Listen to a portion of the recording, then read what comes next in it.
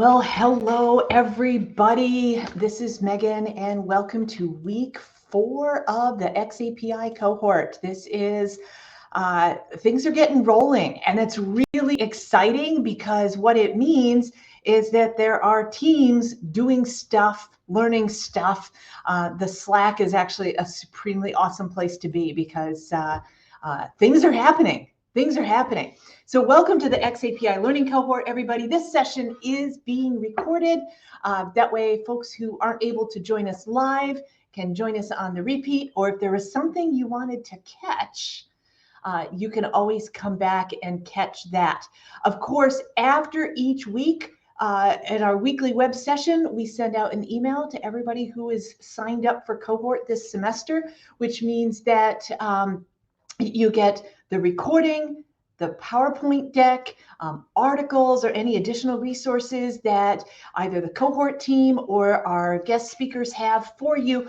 All that comes in your email. So if you are not signed up for the XAPI cohort proper, I'm going to put this in. Actually, I don't have to put this in the chat because the fabulous Jamie Washington is putting that in the chat for us. So thanks, Jamie. It's like magic. I love working. I love working with a great producer. So Jamie makes this easy. So by all means, sign up for cohort. And like we like to say, it's never too late to join cohort. So a fantastic way to build your network and to build your team is to share cohort with them, and you can be learning together. So like I said, this is week 4. The XAPI Learning Cohort currently has over 780 people registered as of this morning. This is kind of a movement. We've been doing this cohort since the fall of 2015. And that means that there are thousands of people who have engaged with this, who are available at your disposal in the Slack channel once you're signed in. And you're part of a big community of XAPI adopters. I'm Megan Torrance. I'm the XAPI cohort host. Jamie Washington is our producer. You will often hear from Matt Cleaver or read from Matt Cleaver in the Slack channels as he is in there helping people get things figured out. But he's not the only one, because there are lots and lots of experienced people in the XAPI Slack channel who are helping people get rolling. And the XAPI Gnome, this guy here, the XAPI Gnome is the Twitter handle to follow to get all of the links and the resources and things that you need on Twitter. As always, unless somebody states otherwise, which nobody has yet, all cohort projects we assume to be under the Apache 2.0 license, which means you basically, I'm not a lawyer, you can't sue each other for bad ideas. This is free and open source unless you deem it otherwise.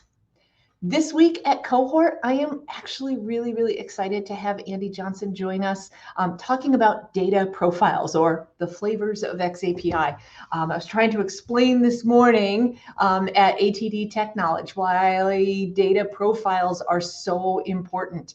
In a world in which XAPI allows you to report almost anything about anything. I have, no kidding, I have sent a photograph of a banana as an XAPI statement, right? In a world in which you can do almost anything, even if it's useless, right? It's important to have data profiles so that our data is organized and useful, right? Like we say, it's never too late to join cohort. If you are here for the first time, welcome.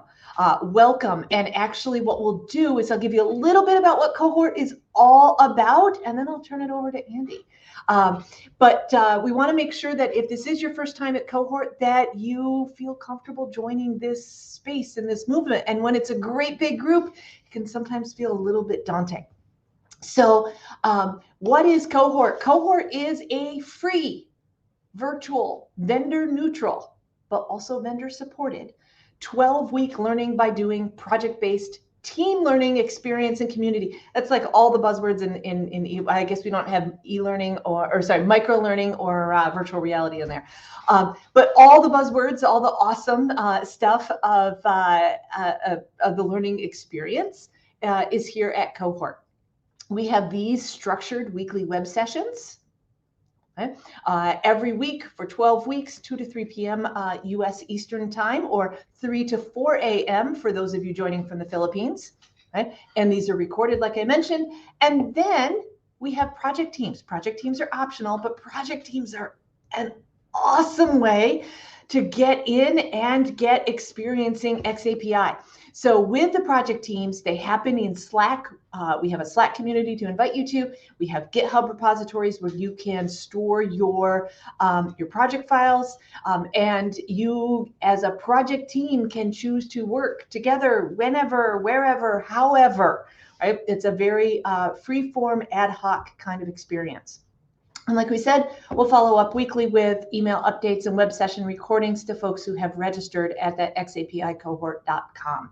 So it is entirely possible to be part of Cohort and not do a project. You can just watch a project. You can just show up here every week and see the updates from the projects. We'll have updates in the last segment of our session today. But and it's very common for people to learn by observing, also known as lurking, in the cohort for a cohort or two before they feel comfortable enough to join a project team. If you're like, I am all in from day one, just jump right in on a project team.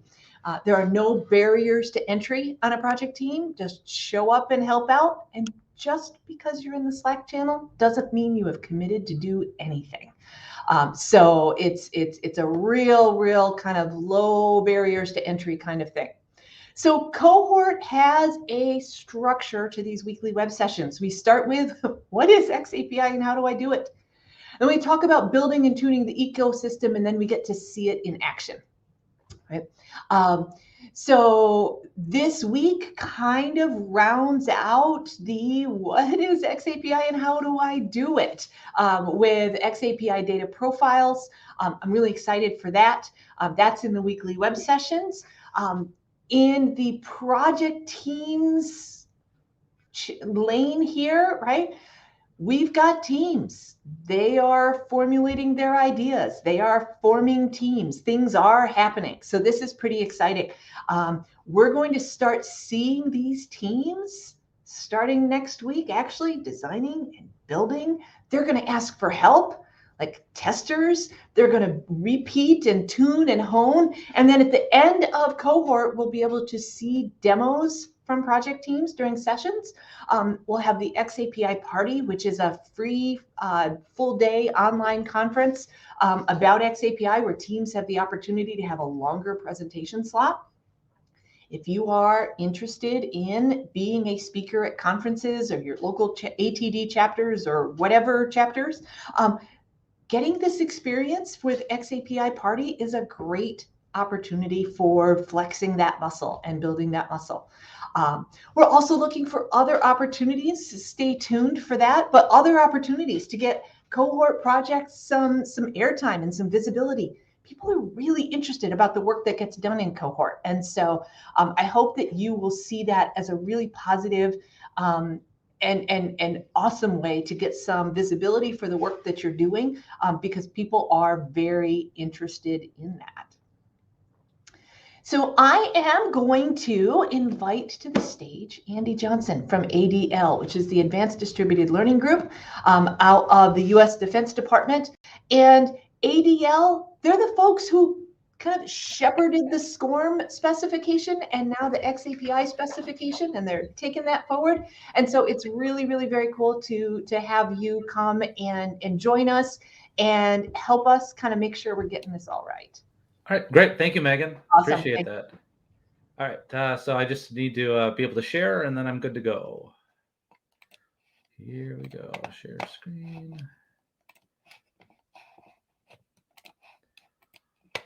All right, is my audio coming through okay?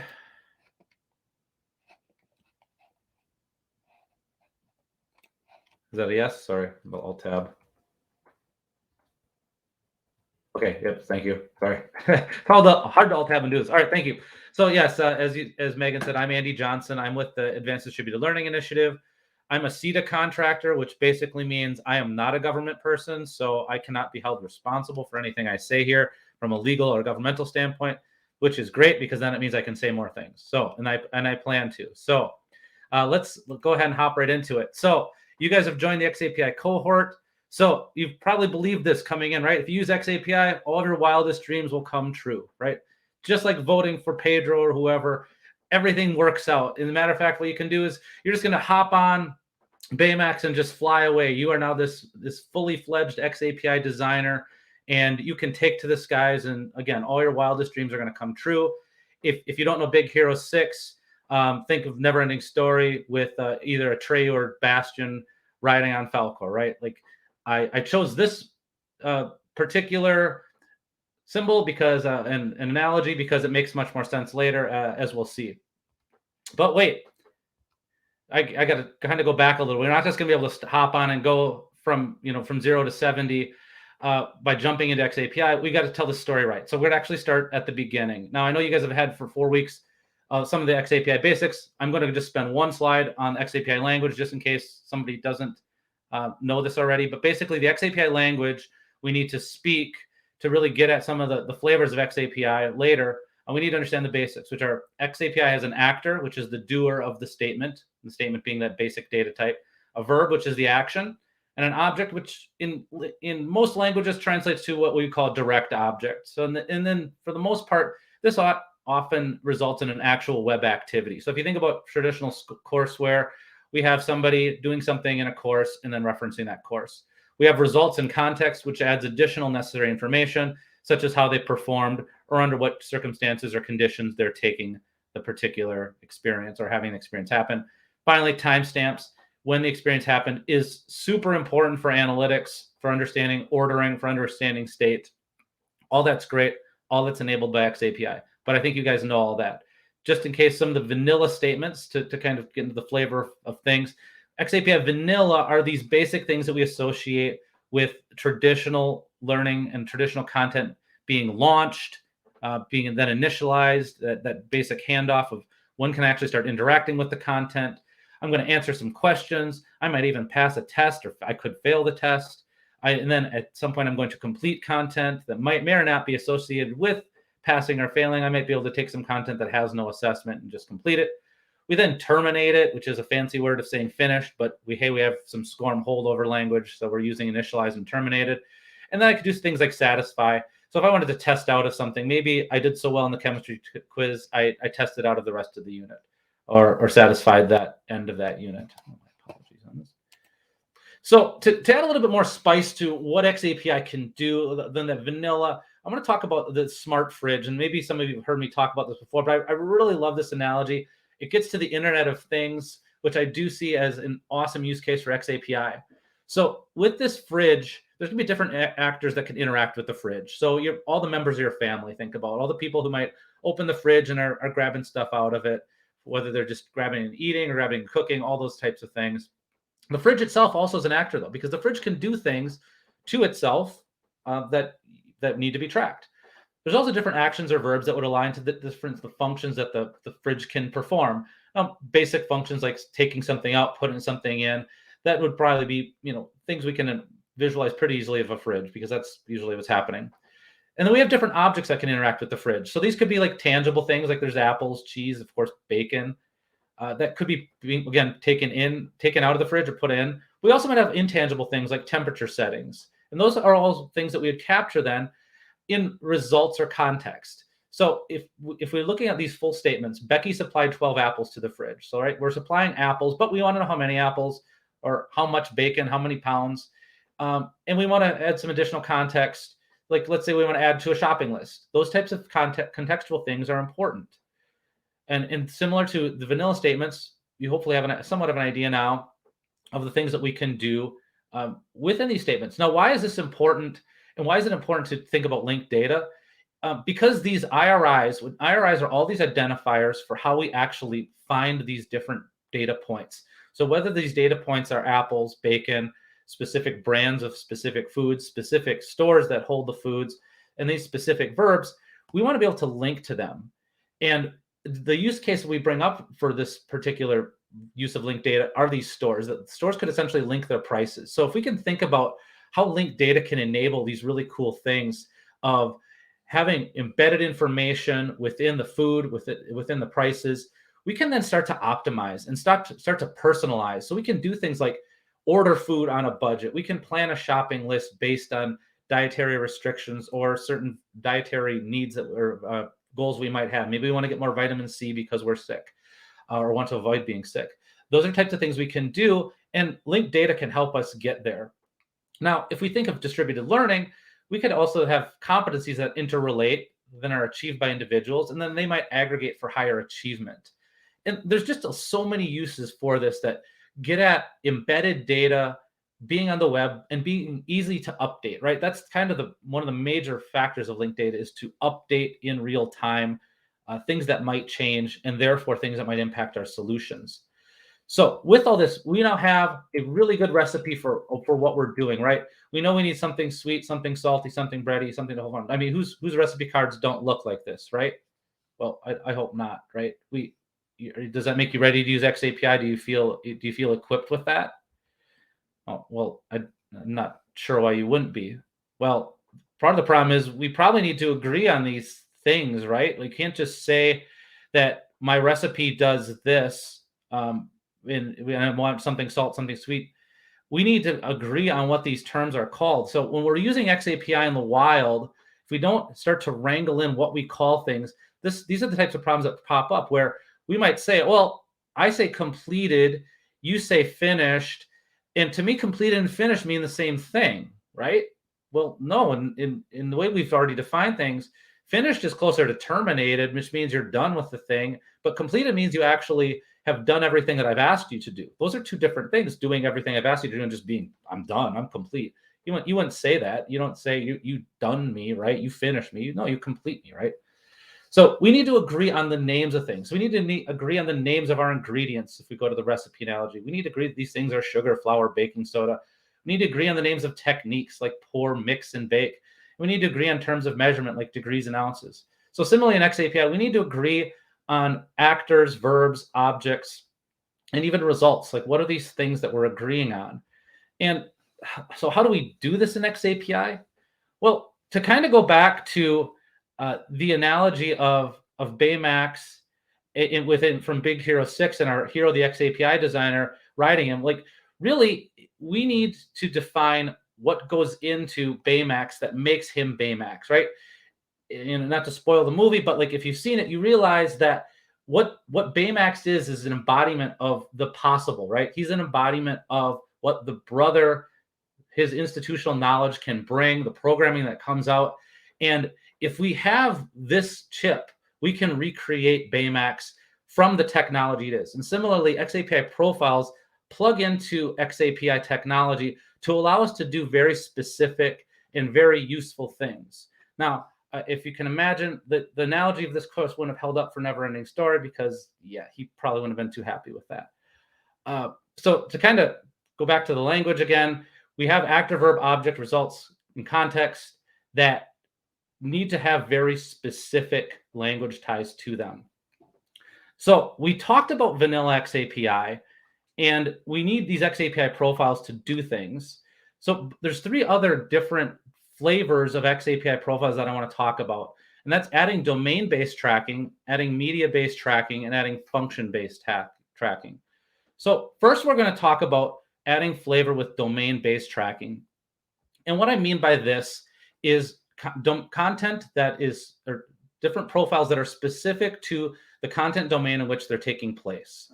So for this, let's talk about domain-specific content and activities that might be within meal planning, right? We're going to go back to the fridge example and think about this tie-in, right? We've already talked about the fridge, so a tie-in to meal planning is going to be really useful. So let's talk about different topics that we might want to include in the content. So we want to include diet variants, shopping, and meal preparation. And topics are important, and there might be some specific content things that we can get to within topical information that might hold up. But for the most part, what we seek to do when we're implementing XAPI is to actually tie to specific web-based events that happen that allow us to track, right? If we think about taking an assessment and walking through a course, when I answer a question, when I click that option bubble, right, that's when I want to think of sending a statement. When I click next page, those are types of statements that those are events to send statements that I'm going to generate value because it tells me something's changed and tells me the user has interacted.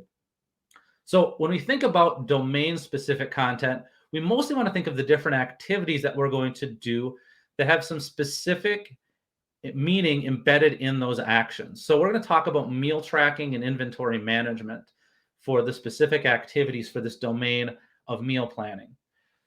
So we're going to think about there's the different types of data that we're interested in. We're going to think about the content design briefly. Now, our basic web-based content should be covered by those previous vanilla statements where we're passing, we're failing, we're completing, and we're moving about the content. And that subject matter and domain probably won't really influence that new vocabulary without these unique web events. We see knowledge assessment is being done independently from performance assessment. So what I mean by that is we can have a quiz, we could have subject matter that we test, but if there's something that's performance based, like how well can you meal plan, we're probably going to have a harder time doing that in just knowledge checks. So we're going to want to use a performance assessment within the actual activities themselves. Now, thinking about how we design activities, we're going to have some sort of web interface, and we're going to have an activity that brings two distinct principles that are covered in this content to life. So the subset of the fridge that we discussed earlier is going to allow effective inventory management. If we can add things to the fridge, we can take things away from that fridge. And we're also going to use a scheduler to plan when particular people will be around for meals. So we want to have both meal plan and inventory plan, and we're going to design some specific verbs and activities and results that will allow us to do that. There are a lot of things we can do with this, right? We can create our own recipes so that we know what quantities of food are coming out of the fridge. We might adjust portion sizes if we're having some sort of dietary restriction. We might say, all right, these people get this much. Let's say, younger children in the house, you probably don't want them eating as much as me, for example. But there's a lot of things we can do with this activity, and we would want to have specific verbs that do this. So some of these design decisions we need to make are we need to have task-driven activities. We don't want to necessarily force-fit XAPI. We should make sure that these activities are task-driven. So one example I talk about with not force-fitting technology is that you don't necessarily want to track specific, like let's say we talk about biometrics. I don't want to capture every heartbeat, right? That's going to send a ton of statements, and it's probably not what I care about. What I probably care about is actually heart rate. So I might want to take a heart rate every minute and send that statement, but actually leave it to the internal part to do that design. So we don't need to design, not all our data needs to be XAPI based. We might want to, but it doesn't have to. So for example, we can track individual data for every question answer, but we might not want to. And like I said, some data is left best inside that course or application. So if there is some sort of complicated algorithm, we have to detect the portion size. We don't need to do all the math and send statements around math. We can just tell people what their size is and leave the math out of it. So when it comes to design decisions, we do need to make some calculated risks and decisions based on what we actually want to track. Now, let's think about the data design of these activities from an instructional design point of view. We are going to want to define specific foods. We're going to want to define specific persons eating the meals. We're going to want to define the specific meals, right? Like lunch on the 30th or lunch on Tuesday the 30th, for example. These are going to be separate events, right? So if we think of activities, we're going to have every activity be a meal and have it and have that essentially coincide with a particular time. And then we need to know specific actions that are happening. We need to know when food leaves the fridge. We need to know when food enters the fridge. And we need to know also the difference of when somebody's adding something to a meal for planning purposes. So that food is now allocated, right? So we don't want people taking that. We also need to determine when a person is added or removed from a meal. Maybe somebody has soccer practice, they're not going to make it. So we need to be able to make these adjustments. And then we need to determine, of course, when food is eaten, because we want to make sure that nutrition is actually happening, potentially to integrate with another application and update a health profile. So these are all the different things we want to think about from a design perspective in designing an activity that's domain-based. So then what happens to translate those conversations into a developer discussion? So what we're going to do now is kind of put our XAPI hats, because we just put on the design hats. And if you notice back in this slide, oops, back to, we're not using XAPI lingo here, right? We're just saying what our requirements are. But here's where we start to bring in, all right, we know enough XAPI to be dangerous. And even if we don't, the developer could have taken what we told them there and gotten to this conclusion, where we need objects for all of the foods in our list. We need actors for all the persons that are defined in the activity itself and the fridge. We need activities for each meal of the day and learning activity. And then we start to kind of come up with these statement templates, right? Where fridge removed food, fridge added food, actor ate food, actor was added to meal, actor was removed from meal, and the different circumstances these happen under. So the developer really gives maybe this level or the previous level. Sorry, the designer gives that to the developer and then lets them do the legwork. And there's some legwork that needs to be done in vocabulary. So if you've heard of the vocab server, or figuring out, well, what's the right verb for this? Do I use remove? Do I use added? Do I use gained, subtracted? What do I use? That's not for the designer to figure out. That's for the developer to go and deconflict and see what else is out there in the world to deconflict that data. That's not the designer's job. And because it's a programmatic decision of using that. And it's very much an engineering task. So we've now covered the domain-based tracking, that flavor, but we need more flavor, right? Let's look at media-based tracking. So domain-based tracking, again, was specifically tied to the domain. Media-based tracking is going to be tied to a specific technology. So some of the goals we have now for media tracking is, let's talk about adding video. Video, we agree, is a medium that's used pretty widely in education and training.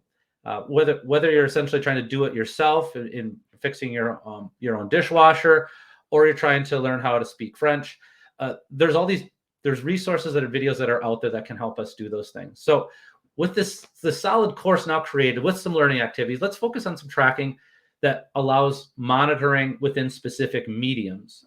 So if we think about learner patterns within video, we want to think about some end goals. Like, what are we trying to get out of this? We want to know if our learners are indeed completing the content, if they're watching the whole video. We want to learn where they might be struggling. We want to learn what parts of the video might require revisions. Maybe they keep rewinding. We can figure that out. And we might want to learn whether there's supplemental material that might be necessary. So maybe they're rewinding because there's a new vocabulary term and they go back to see, wait, did I miss something? Well, maybe it's not them, right? Maybe it's us as the designer. So that's one of the beauties of XAPI is we can look at both the individual performance. We can look at how our objects are performing, how our learning assets are performing. And we can also look at processes, right? So we really can get that full round trip of data to give us feedback loops, regardless of who the intended audience is or what the purpose is. So let's look at these media-based profiles. Media-based XAPI profiles are highly tied to a media type, a device type, or technology. And that's kind of the bucket we're painting here, right? Now, these are still going to require corresponding events, and again, typically tied to web. And we'll get into what those specific events are, but some other examples could be audio, simulation, or augmented or virtual reality, and very much device specific, right? We can imagine all the different technology and tools that we use, but there's going to be this tie-in with how can a user actually interface with it. So the UI of these things is really important. So when we talk about video design, we're going to make the assumption that the video player is embedded and has all the typical controls within it. And I think most of us know that, it's play, it's pause, it's fast forward, it's rewind. We can click other places on the scroll bar and have it move there. We have a volume control for up and down. We're also going to consider video as streamed assets and not necessarily a content medium. There are some video technologies that allow clicking on different hotspots, interacting with the different objects within a video, but we're not going to focus on that. We're going to look at video as just a content medium for the purpose of this discussion. And then we're going to determine which controls are going to be both important and available to tie into the specific web events. Now, you might have a very complicated DVD player at home. Your TV remote might have 50 buttons, but sometimes it just boils down to needing 4 or 5 buttons. So we're going to just think about those basic buttons for the purpose of this exercise, but recognize that there's always the ability to add more, right? There's always the ability to create additional behaviors as long as there's a corresponding control for it. So let's look at some of the design decisions that we want to make. So there is a video profile that exists out there. It is called the video profile, not surprising. And this is true for a lot of profiles where there's going to be some sort of community practice that has trailblazed for us and has created something. And in this case, there's a video profile. What we hope is, as designers, is that there's enough narrative text there that it's not going to just be a code fest, right? We need to know some sort of narrative that tells us how we're using this. The video profile has an adequate amount of that. I'd say that it could use a little bit more of the how-to, but I think video is so ubiquitous that some of that probably felt a little forced to put in there. But there is narrative information, even within technical formats and fields within the video profile, that's really important to understanding how it's used and could be used essentially to glean how to understand and implement the entire video profile from a layman's perspective and not a coder's. But it's still important to learn the lingo of the design. So again, video is pretty ubiquitous, but if you're not familiar with video, you need to understand what it means to play a video, what it means to seek within a video, and these concepts of time from and time to. And if you've never seen a web video interface, like this would be something you'd have to get used to. So again, the play button's a triangle. Seeked is the action according with either hitting a skip ahead button or dragging the bar. And then the time from and time to are obviously the timestamps within the video itself. And the lingo is important because then the developer and the designer can use the exact same resource to talk about the exact same material.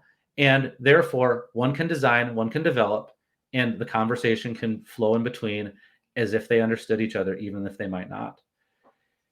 There are some other parts of a profile that also provide value, but more often go to the coder. But description and usage parts, they can provide a little bit of extra case studies and alignment that we might understand. But we also want to be able to define use cases outside the XAPI profile. Just because a profile is used in one particular way, it should be designed to be used in other ways, but we can still expand on it. And we can even use concepts from it as long as we're not deviating too much that essentially align for the purposes of that profile. So for example, if we wanted to include the language, if the video profile didn't include, and I'm trying to think of something the video profile doesn't include, but it actually does a really good job of including everything. But let's say it didn't include the closed caption language, and that was something we wanted to add. We could certainly do that, but it does. So it's good for the profile. So let's start talking about the design-based interactions that we would have in designing a video profile. So let's set some rules. We want this video to be completed only when all parts have been watched, which makes sense, right? I don't want somebody watching the first 5 seconds, skipping to the 40th minute, and then considering it watched. They probably didn't get much out of it. We do want to capture, though, when the learner skips part of the video, which part and how much they skip. Like, that's going to be interesting to us because maybe there's something that we said that was insensitive and that caused them to want to get past that person. We want to capture when the learner turns up or down the volume.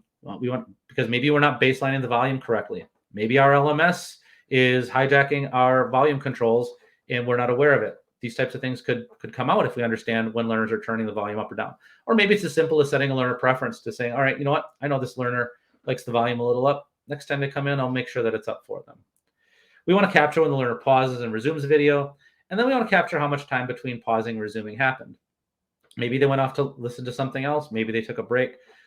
Maybe the video is just too long. There's a lot of things we can ascertain from those types of interactions as well. And we want to determine any parts of the video that are replayed. So again, stopping, going back and listening again.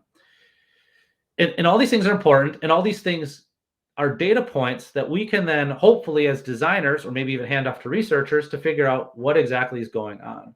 But these are the data points we need to even start to have those conversations. Now, if you're more of an XAPI vet and you're kind of thinking back to the vanilla of this, we might want initialized or played. And if you're familiar with the video profile, those are actually critical parts of the video profile. But designers, we don't need to worry about that type of stuff. Like we just know, we don't really need to know the exact moment they play it. That might be useful to us, but we're going to let the developer worry about what are the requirements of this and bookending it with an initialize and a terminate. We don't have to necessarily be aware of that. They are responsible for the technical requirements. We're responsible for the design. So the conversations that we then have with the developer, the learner is the actor. We have played in progress. We use played segments and progress extensions to create these different video segments. And this is getting a little more technical, right? And this might be where the designer doesn't necessarily know what they're doing, and they hand it off to the developer, and the developer has to make sense of it, which is fine because we've given them enough detail, right? The actor completed video, actor seeked video. And that sounds a little bit weird, but we use time from and time to within there to make that, although it doesn't read in English so well, it makes sense from a coding perspective. We can play and we can pause and we can interact with the video in terms of using a context extension for volume up or down. And there's a lot of things that we can do with this. And I'm sorry for the developer tip. The developer tip is actually from a different context of CMI5, which I'll get to in a little bit. But let's keep moving on to talking about more flavor yet, right? We want to add function-based tracking. And function-based tracking has to do with underlying goals and things that are happening within the content that aren't necessarily specific to the domain and aren't necessarily specific to the technology. So one of the examples that I can think of this is competencies. So competencies are taking place within content. And while competencies themselves are domain specific, any course can have competencies. So it's a generalizable solution, but it's also not specific to the technology because it's technology agnostic. So what we want to do is add competencies to our course. And competencies basically are knowledge, skills, abilities, and attitudes. And to kind of give this quick definition of terms, we're talking about competencies here, which are the set of skills and behaviors required in the performance of a task or activity. We're not talking about credentials, which is the earning of that competency by an individual. And we're not talking about certificates. So we're not going to spend too much time on this because there's a lot more that we could unpack with competencies. But let's kind of walk through this quickly of the different things that we can look at if we wanted to implement competency-based education within a particular course. So some things, while competencies can be determined in many different ways instructionally, we're going to essentially agree to disagree in this particular demonstration that a course itself can give out competencies based on the success or a cumulative assessment or assessment sections. We could also see that an evaluator could give out competencies based on performance evaluated either in real time or in evidence of achievement. Now, obviously, the second one isn't going to necessarily happen within the context of a course, and we need something else to enable that. But these are really useful to know. And we're also going to say that a determination of competency can be made based on the weight of various assertions of competence across any number of these sources. And luckily, these things are all going to be set up the same way in XAPI, whether we choose to do it in the course, outside of the course, or have some other process that's watching it. An LMS could have a direct tie into awarding these credentials and certificates, but we're not going to necessarily get into that today. So if we think about competency-based approach, we're going to express competencies easily. We're just going to say that they're a value of 1. So when they're achieved, they're a 1. When they're not, it's a 0. Again, there's a lot of different solutions that have to do with a lot of scientific things we're not going to get into.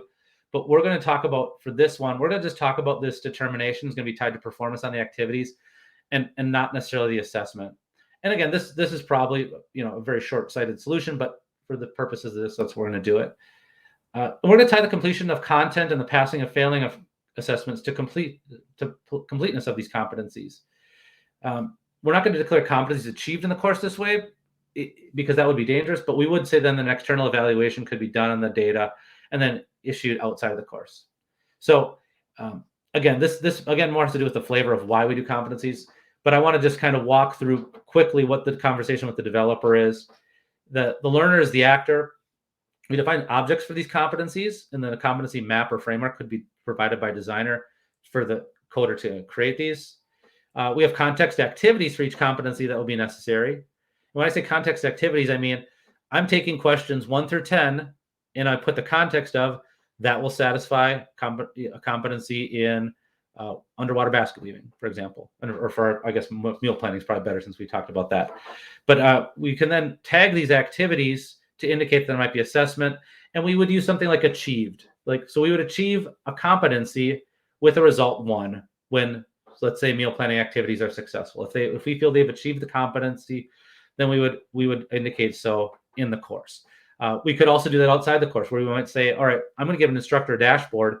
They're going to look at the assessment. They're going to look at the performance that they did in these activities, and they will make that determination. And these types of things can happen pretty easily. So I wanted to quickly revisit our flavors because I know I'm just at time, but I want to make a couple more quick points So in revisiting our flavors, we have the vanilla, domain-based, media-based, and function-based. But vanilla XAPI is something that's actually been better defined. So let's see who that really is. It's actually this thing called CMI5. And because CMI5 is already set up to do these types of things for basic LMS capabilities, it's highly recommended, probably the most recommended profile, I could say, to use. So if you are doing those basic things of bookending content sessions and registrations, you should consider using the CMI5 profile. And I'm not going to get into it because I know I'm out of time and this is pretty complicated, but I did want to at least just kind of end on this. This is the basic content flow we have seen for the last 20 plus years in distributed learning. This is what CMI5 does.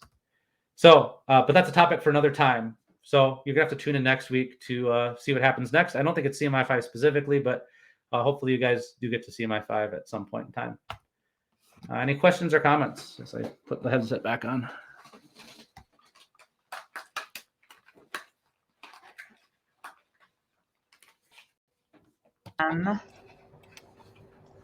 There we go. Got myself back on. Okay. If you weren't meddling kids, CMI5 would have gotten away with this. Andy, thank you so much. I am going to, awesome. You covered a ton of territory super fast. So the theme here at Cohort is that, I don't know about you, but I generally drink a lot of coffee before this, so I wasted things. So there's lots and lots of stuff. So some questions that we have. If vanilla XAPI is CMI5, why do we call it XAPI? Well, XAPI is the underlying technology layer, essentially, that enables all this communication to happen. So I was only calling it vanilla XAPI for the sake of setting up the joke of CMI5. But the reason I call it vanilla is because in the conversations I've had with people after XAPI became a thing, I'm like, what are you going to do now that you have XAPI? They're like, I want to complete content and pass courses. It's like, okay. But we get stuck in that paradigm, right? So that's why I kind of call it vanilla, is because it's the first thing that most people are doing with it. Awesome. Yes. So CMI5 is one of several profiles for XAPI. Yes. Okay. So here we go. This should be a quick one. Was there CMI 1 through 4? Somewhat. Yeah. They called it computer managed instruction. It was an AICC. I'm not going to get into the acronym. Standard that went through all of these. The reason it's not called computer managed instruction 5 is because the group felt that we've kind of moved past that paradigm, and we wanted to expand for the future that it might not be computer managed anymore. It might be personal. It might be it might be managed by something other than computer. So we wanted to make sure that it supported that paradigm as well. Awesome. Next one here in the lightning round. Where can we dive more into information on CMI profiles? So CMI5, there's a specific working group. I would just recommend doing a Google search for CMI5 GitHub, and that will probably get you into the best spot. XAPI profiles, you can start at the XAPI profile server, which I'll provide a link to it. I feel bad about doing this because it's going to move soon. But if for some reason that's failing, I'll update Megan with the proper link. I believe that's it. If for some reason that's failing, let me know. I can check it on the other computer. Awesome. Next one. Okay, so you give us lots and lots of stuff, and everybody's hungry for lunch. For folks at Cohort, many of whom are on their first ever XAPI project, what do you recommend that they do with respect to profiles? So I would recommend that you design your own solution, but if you get part of the way there, then use profiles to reconcile the vocabulary that you want to use with it. I think I take that back. For Cohort, you're not so concerned about how your solution fits in the data ecosystem, which is a lot of the purpose of profiles. I would say you might be better off just using profiles as kind of an exploration of the art of the possible. So I think that's probably because, yeah, you guys aren't worried about these governmental solutions of giant databases colliding. Not yet. Okay. So, Andy, here's one. The learner profile and learning personas are concepts that sometimes they share a lot of the same letters and words. Can you help think about, like, where are we going with? with the learner profile, and whether or not learning personas for LX design need to come into play here. I mean, I think they do. I think you could have an entire profile around different learners and potential interventions for them, so that alone could be the subject matter of a profile. But I do think it's important when you're designing a profile to understand, who you're trying to help. So those learning personas, whether you're talking about a learner, an admin, a mentor, those are all different useful data points that you would want to be able to enable them through the collection of data. So I think understanding those personas and the roles that they would play, and how they would use dashboards, right? And dashboards and analytics are the reason that we use XAPI in the first place, because we want to enable greater decision making, whether it be facilitated through a computer or whether it be something that's visualized in front of us. So being able to enable different types of persons in their day-to-day roles, I think, is important. So yes, I would agree that learning personas are very important in designing those XAPI profiles too. Okay. Awesome. So here's what we're going to do. And Martin has a question I'm going to put out to the whole group in the chat, because I know that there is a page that says what to do if you think you want a new verb. Andy, thank you. Thank you so much. Thank you. With you lately, and that's fantastic. So ADL has been I was going to say ADL has been a longtime friend of the cohort. Actually, ADL started the cohort with the 3 design cohorts that were done in like 2012, 2013. Something like that's been a long time. It's been a really long time. So when I first saw the fridge metaphor, it was sketched out on a whiteboard. So I love it. So thank you so much. And thank you, Megan. So teams, we are going to start getting some updates. So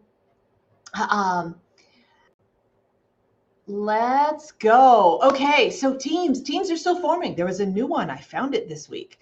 Teams are still forming. You can still start a team. Every week we will ask teams for status updates. And so generally I ask for those status updates by Wednesday. I was a little bit behind this week. It's been a busy week. So status updates came in today. Where we have them, we share status updates. So Jamie will then invite you to the stage if you are speaking. So here's what we're going to do and how this is going to run. When you are in Slack and you want to go see for yourself what a team is up to, you can add teams to your channels list in Slack by kind of hovering in the general vicinity next to the channels drop down, and you can browse channels. You can even create a channel, but browse and look for ones that start with the prefix team, and that will get you to the current teams. Teams, just so you know, we're going to go alphabetical order. And there are a number of teams that don't have updates this week.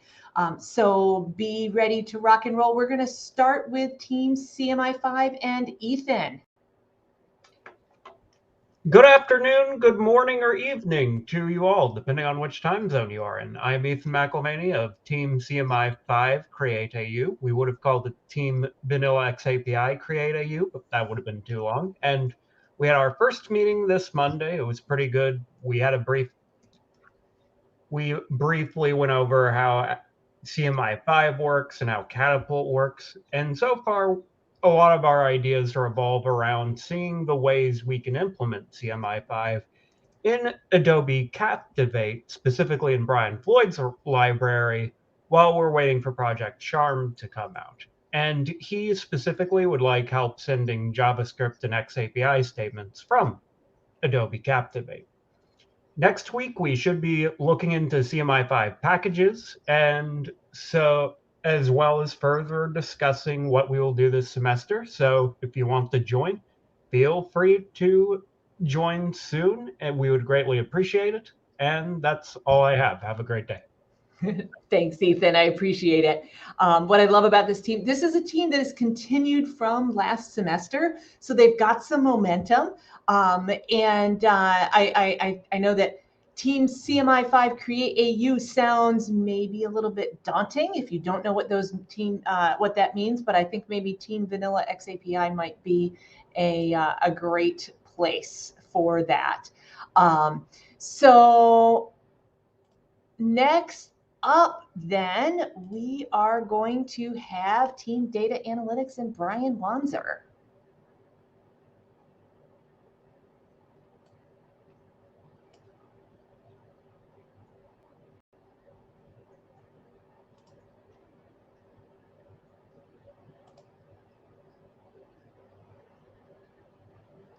Brian, are you there?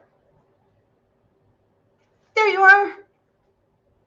You're up, except we can't hear you. Okay, it says Jamie's saying that your mic doesn't seem to be connected. You may need to be able to connect before you can speak. Let's give you another couple seconds here. It's underneath your settings gear to make sure that you have chosen the correct one. No. We hear you. I'm here. Yes. Oh, wonderful. We figured it out. Great. So not a big update from us. This team just got started a couple of days ago. So we are actually having our first meeting tomorrow morning at 8 a.m. Pacific. Anybody is welcome to join us. We're really going to focus on kind of the back end of XAPI. Once we've got all of our connections and we've got some data coming in, what are some ways to analyze that information, demonstrate it in a cool way, do some data viz with that kind of stuff. So tomorrow we're hoping to really figure out what our use case is and to find some ways that we're going to approach this project over the next few weeks. Fantastic. Well, thank you. And we look forward to future updates. So that looks like that will be super fun. Team former teachers did not yet have an update, at least prior to cohorts or today's session starting. Team free code camp.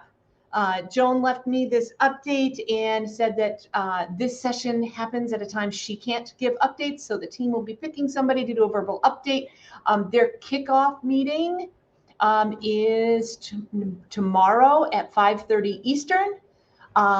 Joan will walk through a demo of free code camp, and everybody can start planning new next steps. If you're interested, in Slack, go to that team channel to be able to get rocking and rolling. Team LTEM. LTEM stands for Learning Transfer Evaluation Model. It's a model created by Will Thalheimer. Kind of takes, don't tell Will I said this, it takes the Kirkpatrick levels we're all familiar with and puts them on steroids. They're looking at doing some really, really cool stuff. So that's an interesting one there. Team More Than SCORM. Meets kind of midday on Thursdays. I don't know if there's anybody from Team More Than SCORM here today. Otherwise, they are really connecting with non-LMS items and how to get Storyline to be able to connect to an LRS, information about learner engagement, different simulations, and grabbing some interesting assessment level data out of Storyline again. So check out that team if you are interested in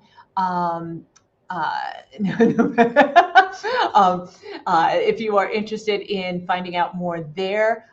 Colin, are you able to raise your hand so Jamie can scoop you up to talk about team non-traditional data sources?